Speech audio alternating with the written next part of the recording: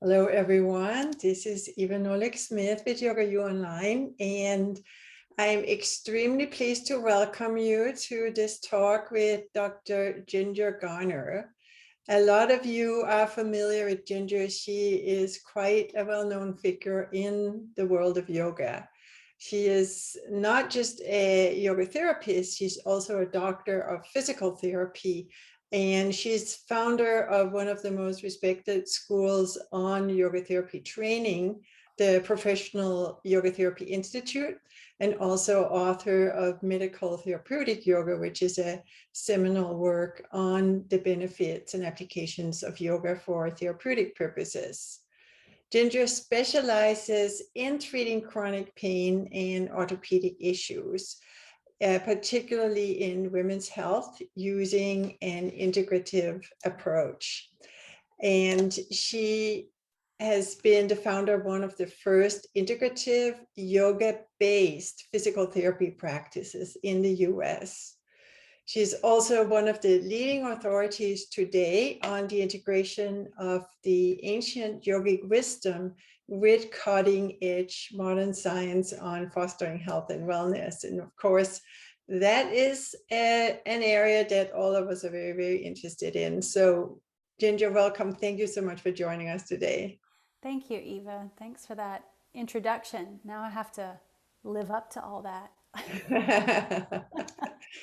So we're here to talk about midlife empowerment and particularly the applications of yoga for the second half of our life. And I think when we're in our 30s and even a little bit, up to the mid 40s, we are pretty invincible. And then all the stuff starts to happen and you realize that, wow, you don't want to just put money in the bank for your retirement financial status. You really want to start preparing physically also for a healthy aging, for a healthy lifestyle when you retire. And what we do in our 40s, our 50s, and in our 60s makes such a big difference. Could you talk about that and how yoga might play a role?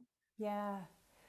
Oh my gosh. As I'm entering into that, um, the crossover, I guess we could call it, of our our middle life. I just think back to some of the basic science that supports the massive changes that happen.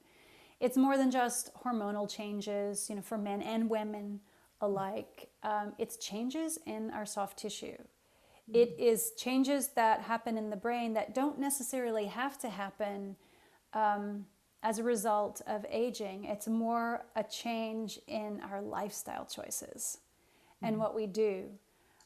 Some of them are inevitable changes, like the decline of cellular turnover and of that lovely substance we call collagen and know and depend on to keep things functioning so well. So as I'm living that and experiencing it, and also living the experience of being a woman and having 3 children, there's a lot to say on the topic and what we can do. If we just consider that maybe if you're listening today, you may not be a part of the population that has the most common chronic condition, in the United States, and we're talking about beyond the United States too. In industrialized, developed nations, we are tending towards having the same chronic disease, processes and issues. So the number one chronic condition today that's going to impact middle age and beyond is actually multimorbidity. It's having more than one chronic condition, Mhm. which may sound, come up as a surprise. You would think it would be heart disease or, diabetes or obesity, and those are very important things. But it's actually having multiple, of those issues. So if you're listening, you may fall into that category and you're struggling with multiple things, or you may not. But even if you aren't, your yoga practice and your idea of health and wellness is going to shift inevitably. So that's kind of what we're here to discuss today is, some of those things, because it doesn't have to be, aging doesn't have to carry inevitable consequences like we may think they do. There are lots of things that we can do to be proactive. Mhm. Yeah. Yeah, and it's pretty staggering. I think it's on the other side of 60, 1 in 3 people have one or more chronic conditions.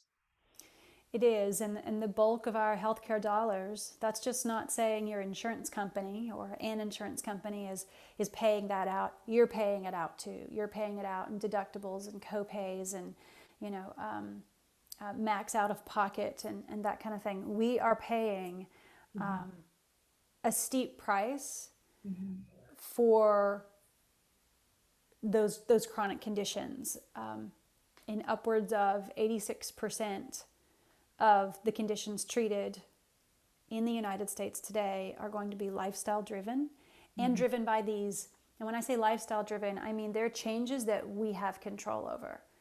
In fact, statistics tell us that we can do more to influence our longevity, how long we live. We have more control over that than any healthcare intervention will ever get. Mhm.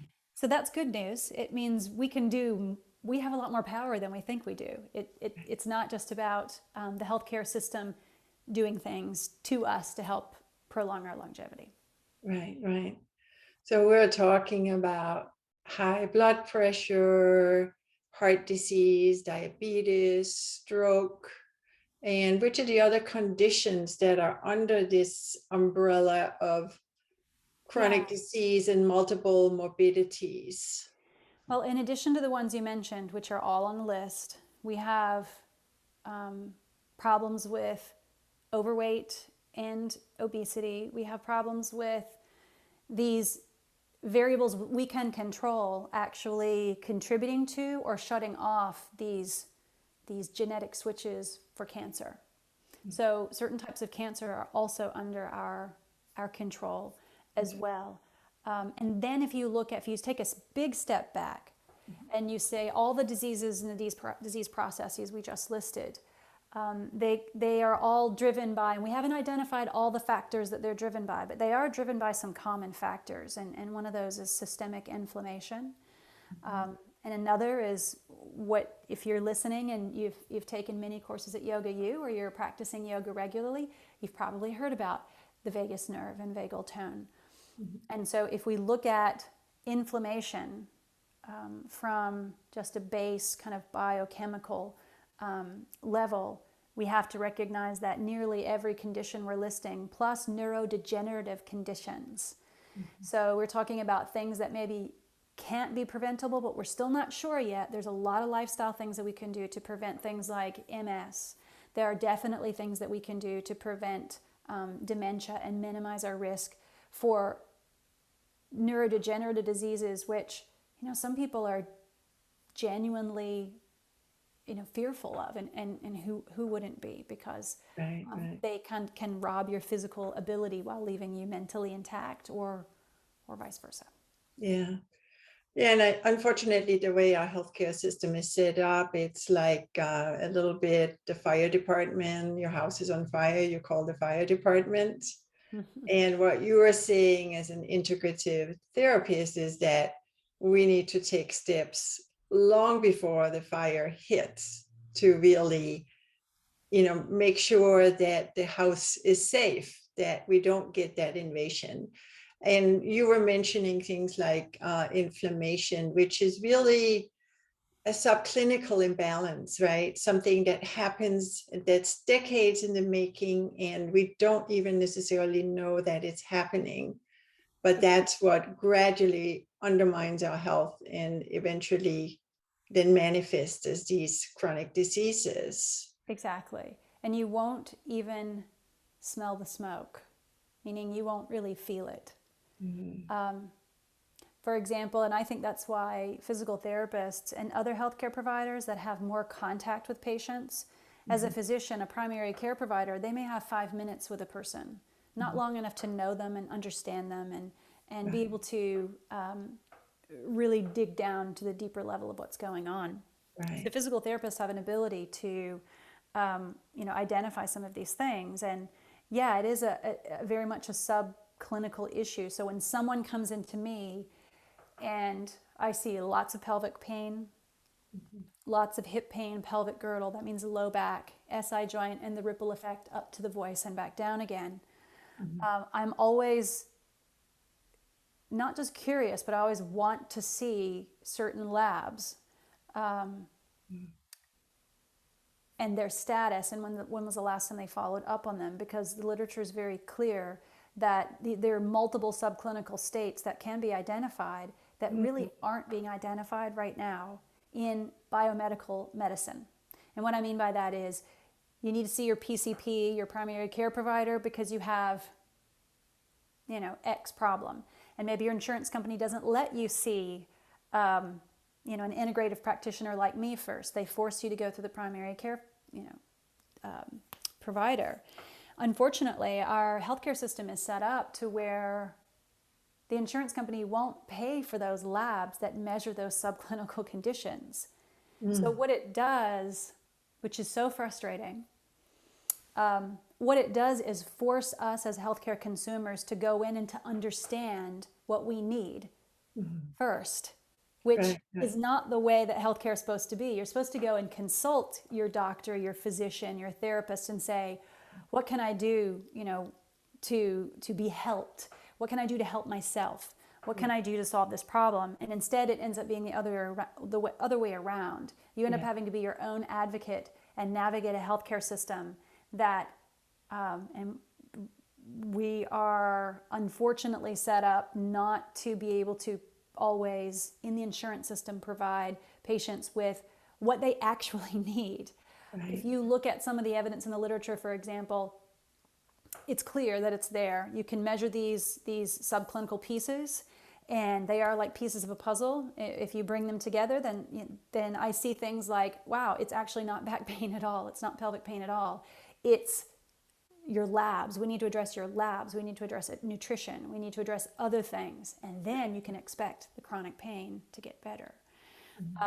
So somehow it brings up multiple issues, policy issues, how we have to advocate for our patients. And that's what I try to do, my best on, is making sure they understand what are these clinical issues that they need to pay attention to when they go in, so that we can begin to ask for those. And when you're an informed consumer, if you have the right provider, that provider should welcome that information and say, that's a good point. Let's make sure we order that for you. Let's make sure we get that test. Or let's make sure you get to the right practitioner instead of getting drugs or surgery that may not be effective.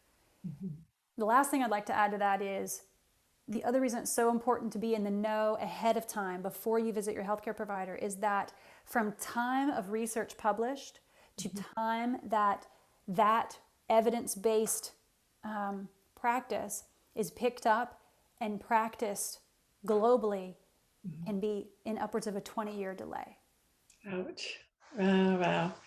So I know everyone is wondering, what are some of those labs that they should be asking their doctor for example, to see if there's inflammation in your system?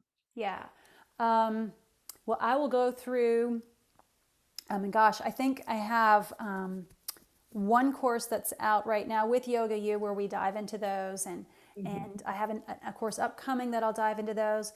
But some of those will include things like, and this is what's in the literature now, for example, as people age, that failure to thrive, where you see, and I know that you have probably felt or seen this in the family members that you love, particularly with COVID, it just accelerates the aging process in a really cruel way. You see that failure to thrive, or they decline, they continue to decline. And there are measurable variables that are highlighted in the literature that, if they can be changed, can help you and help your loved ones and the older members of your family and your friends to continue to thrive instead of this insidious decline where you just see them go down. So some of those things include your CRP, your high sensitivity CRP level, not regular CRP, but an HSCRP. That should be at a certain level. You can easily Google that. So CRP is one, vitamin D is another.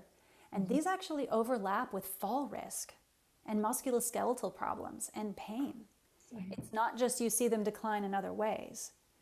So vitamin D, B12, your CRP level is important. Also, what's happening in your gut microbiome is really important.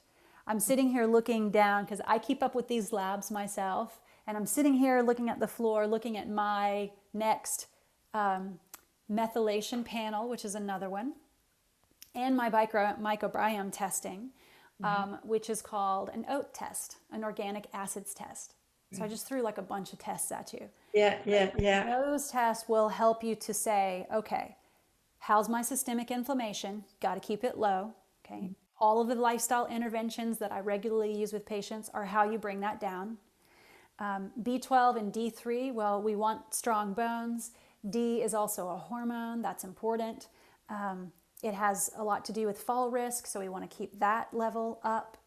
B12 says a lot about our energy levels, and some people listening may be vegan or vegetarian, and we need to make sure that we're getting those B12 levels because we also have epidemic proportions of low levels, which also have been correlated with your risk for COVID. So we definitely want to make sure those levels are checked.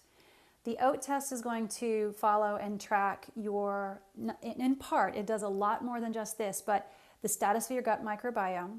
If you have things like candida or yeast overgrowth, if you're intolerant to certain strains of probiotics, that's pretty important. So that means you just don't want to be popping any probiotic off the shelf. You want it to be personalized. We have that data, that capability now in medicine, which is great. It'll also tell you about your liver function. It'll also tell you about your mitochondrial production, your ATP cycle. That is how you get up and go in the morning. So it'll tell you what's going on with that. And then the other one that I mentioned is methylation panel. That's just looking at the set of genes that you inherited. Right. Some are good and some are not so good. So it's like the angel and the devil on your shoulder. You want to quieten the devil on your shoulder by switching those genes off. But if you don't know what genes you have inherited, then you don't know what to do with them. Now, in these panels, it's not going to tell you, oh, you're destined for breast cancer. It's not that kind of test. It's not a test that says you have the dementia, gene. What it will tell you is your risk level for particular things, like how well you process omega-6 fatty acids. Those people who don't process those fatty acids that well go on to have a higher risk for early joint degeneration. If it's something so simple as taking fish oil to offset poor processing of those omega-6s, that's a no-brainer. Anybody can put that, into their diet, or taking flax or chia seeds or whatever it takes to then immediately shut that gene off for early joint degeneration. So it's practical information like that, not scary, information at all. So those are some of the labs that you'd want to pay attention to. Yeah. And I think we can presume that we all have some degree of subclinical imbalance. And one of the nice things about yoga is it does provide one of the more effective lifestyle mechanisms that we can use to address whatever is going on in our system. So could you talk about how yoga makes a difference? What are the factors in yoga practice that can affect these subclinical imbalances? Right. I think, and this is why I've used yoga for so long as a practitioner. I started when I was a teenager and then had a big learning curve like everybody else does. And I was also in PT school, and I got my license in athletic training. I was doing sports medicine at the time. So I was learning so much early on in my adventures with yoga. But one of the biggest takeaways for me over the years, over now 26, it's over 25 years now, is the universal ability to take yoga in its simplest form. We don't have to have any fancy postures, although, you know, as a orthopedic PT, I love taking the fancy postures and breaking those down and making them safe too. But we don't need anything fancy to be able to harness the ability of yoga to change vagal tone. And there is a theorized pathway of the vagus nerve having an anti-inflammatory effect on our body systems. Interesting. So what a beautiful thing to be able to better regulate vagal tone, and to take something like cortisol, which we know we can't, you know, cortisol is the run from the tiger. We Right. can't constantly do that. Yes, sometimes we may need to, you know, outrun a threat. And we've all been living for the past year underneath the threat of the pandemic and COVID. So we've all had the experience of knowing what that tension and anxiety and that kind of running from the tiger feels like. It's not sustainable. And I know a lot of us are probably feeling that stress. I have 3 kids that are homeschooled in 3 different schools. I have 2 small businesses. I have a dog, you know. We have all had so many concerns. So I think yoga's ability at its most simplistic level to be able to take safe breath practices and simplistic, safe movement practices, and just the practice of mindfulness as a form of meditation can begin to instantly shift, just like a single healthy meal can shift our microbiome in the right direction. You know, a single practice of 2 minutes can begin to shift that vagal tone towards, you know, an anti-inflammatory state, but to improve mood, the gut microbiome, your cardiovascular regulation as well is kind of a miracle. Right, right. And of course, we do have this catch-22 with yoga, that yoga can help, but it can also hurt, particularly as we get older and our body, you know, changes in ways that we may not even completely realize yet. I was an avid ballet dancer. I started at age 39 and was never very good, but I swore I was going to keep going till 80 because I loved it so much. And lo and behold, I hit 50 and I was like, maybe not. So how do we avoid that the same thing happens to yoga, that we get to a point where we can't practice because our body is more fragile and more likely to get injured because we're getting up in age? Yeah. That's, I think, a really important point for multiple reasons. One, because our connective tissue will change. That is something that we cannot avoid. We will have more fatty infiltrate into muscles that make the muscles function less efficiently, and also increases their risk for injury and rupture. We are going to have those changes. Yes, we can have, you know, we can add a clean collagen supplement. We can add these things, right? Our labs will guide what we add. But there's the unavoidable age that happens in our musculoskeletal system. And so as we move forward, we have to look at a couple of things. One, how can we maintain what we have to the best of our ability, given that there will be age-related changes? And how can we prevent injury, knowing that we will naturally, after the age of about 35, unfortunately, our tissue begins to become more geriatric. Studies have shown that there's more changes in the Achilles tendon, for example, that make it more susceptible to rupture. So we want to make sure that, you know, let's see, if we dart across the yard, you know, to grab our newspaper, and I saw an injury like this in college, that the Achilles tendon doesn't spontaneously rupture. Or we do things with our kids or our nieces or nephews we did when we were younger, that we don't get those kind of muscle ruptures because we expect it to be in the same condition it was pre-35, when we did have great turnover and when we did have, you know, adequate levels of collagen. So when you look at what the typical risk factors are in yoga, a couple of things come to the surface. Now, we need more research on this. That's my disclaimer statement. We always need more research on it. The studies that are out there are kind of few and far between, but we'll pull from those. When we pull from those, we see forward bending, backward bending, and inversions as rising up to the surface and being the most high risk. We also see injuries to the cartilage, the labrum in the shoulder, and the labrum in the hip.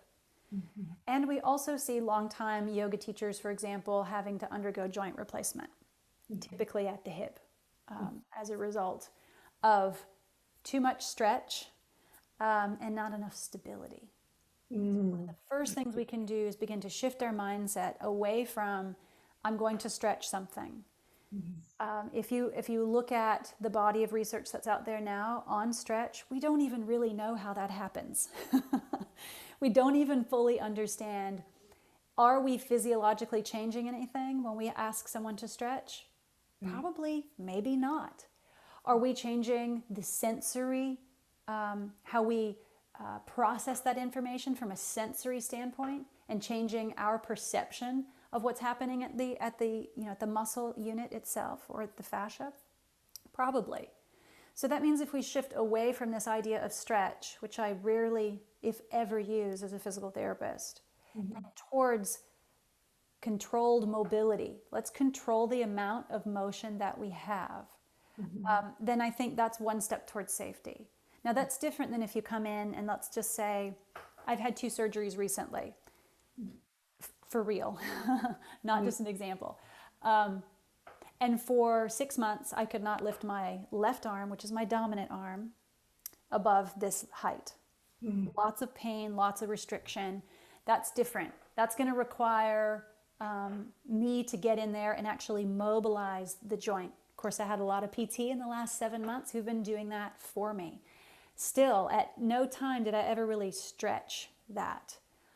We worked on the fascia, we worked on flossing the nerves, we worked on a lot of other things, but I find that if we feel, and I think this is the most common thing that I get from patients. People will DM me on social media, they'll send me an email to my contact form, they'll take a workshop, and they'll say, what stretches can I do to fix that? And my first response is usually, well, I don't really use those. There's usually an inherent deeper issue, and that even, let's just say if you feel like your pec is tight, this is a wall stretch, right? You've probably seen it. Put your hand on the wall, turn away, stretch your pec. What really happens? Does it, in a long-term way, fix anything? Not usually. Not usually.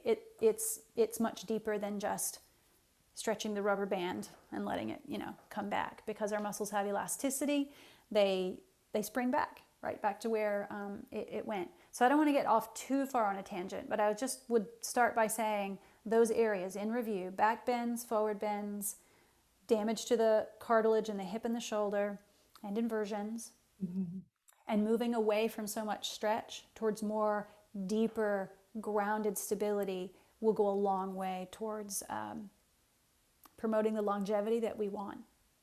Because my goal at 80 is to still be able to do the practices I'm doing now. I don't want to have to abandon things. I want to be able to just progress, and they may look different, but my base level of stability and strength, especially as I'm getting ready to tip over into my 50s, will make me feel as vibrant and, as I can, and also prevent injury and chronic disease too. Yeah. Wonderful. So as we talk, I can hear that what you're saying is that one of the things that we really can do to lay the foundation for healthy aging and avoiding those subclinical imbalances to develop into chronic diseases is practicing yoga in a sustainable way, and also practicing yoga in a way that helps support mobility as we get older with your specific approach to that. And then also practicing a way where we work a little more consciously with the vagus nerve to help create the benefits, the tremendous benefits of that on our nervous system and our body. And you have a course with us coming up on Yoga 2.0 for midlife empowerment, where you go more deeply into all of these features. Could you talk also a little bit about the course and what you'll be covering? Yeah. Good review, by the way. You just summarized that. Lovely. Thank you. What I would add about the course kind of dives one layer deep beyond the answers, the things that we've been talking about. And that would be to include functional and lifestyle medicine as a part of your wellness, regimen, your wellness routine, your health and wellness plan for the future. That would include making sure that you seek out, and I'll be talking about these things in the course too, but you seek out a trusted resource that's following the evidence base on sleep science. There are so many things that we can do to improve sleep quality, because that is the first thing, one of the first things to deteriorate, which usually starts in your 40s. And for some people who have, inordinate amount of stress, it can start even younger, especially now with COVID. I'd say it probably impacts everyone. So we need to talk about specifics on sleep. What can we do, especially with age? That is a course all on its own we could talk about, is just sleep. And there's a lot of things yoga can do as well. But outside of that, there's a lot of things that can be done. Nutrition, optimizing nutrition. You don't have to be vegan. You don't have to be vegetarian. You don't have to be a carnivore. You don't have to be any particular type of consumer of food in order to thrive. But what you do have to do when it comes down to nutrition is to be able to identify what your body needs based on your genetic profile and your epigenetic profile. Those are really important because, and I'll use myself as an example. I was a vegetarian for a decade, going through gross anatomy, in medical school, where I won't get into the details. I'll leave that out. But starting in gross anatomy, I said, I'm just not going to eat meat anymore. And then I didn't realize until later on that once I did my mapping, I'm missing critical elements that actually do require a certain level of consumption of fish, for example, just to use as an example. So what is your personal prescription for nutrition? That will matter, especially as those micronutrients begin to just naturally decline or are depleted. We need to put them back in a wholehearted way that will keep those switches off for dementia or whatever it may be. Right.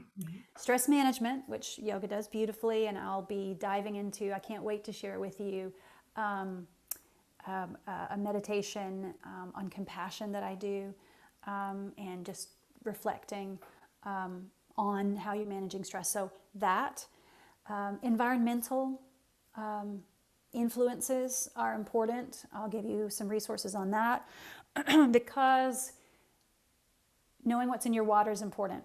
Knowing what is in your dirt is important. As the longer we're on planet Earth, the more things are depleted, the more pollutants we're likely to have in our water, in our dirt, in our air. That's really important. So taking those steps to protect yourself and your family are important, and minimizing exposure to those toxic, substances. And the last thing would be my wheelhouse, physical activity. Making sure that if you're going to use yoga and yoga is more than a modality, but if you're going to use yoga as the vehicle for physical movement, it has to include more than just static standing poses or kneeling poses or whatever it is. And I'll go over the requirements for what that looks like too. So that's a little bit more detail about what I'll be digging into there. Excellent, excellent. And with people asking about joint stability, I presume that's something you'll be covering also. Yeah, it is. If you want to get a head start, I'll give you a background on that. If you go to YouTube, just put my name in, Ginger Garner. I think it's under Dr. Ginger Garner. the very first video that should pop up, I believe, if not, it's in the MTY, Medical Therapeutic Yoga videos, is my video on yogic locks. Mm-hmm. If you go to that video, that is your head start for longevity on stability. I've been using that and I've taught hundreds of PTs and other docs how to use the yogic lock system, not necessarily the ancient one, of our grandparents. However, it's one that is evolved for our evidence base right now. Mm-hmm. So if you go to that video, that'll give you a little head start on stability. Excellent. Excellent. We'll be sure to post it along with the recording of this talk. Yeah. Cool. Great. Well, Ginger, thank you so much for joining us. And we're really looking forward to your course. Everyone, check out the course on YogaUOnline.com coming up later on this week. And do send us any additional questions to support@YogaUOnline.com. And Ginger, we very much look forward to seeing you for the course. Thank you so much for joining us today. Thanks. Glad to be here. Take care. Bye-bye. You too.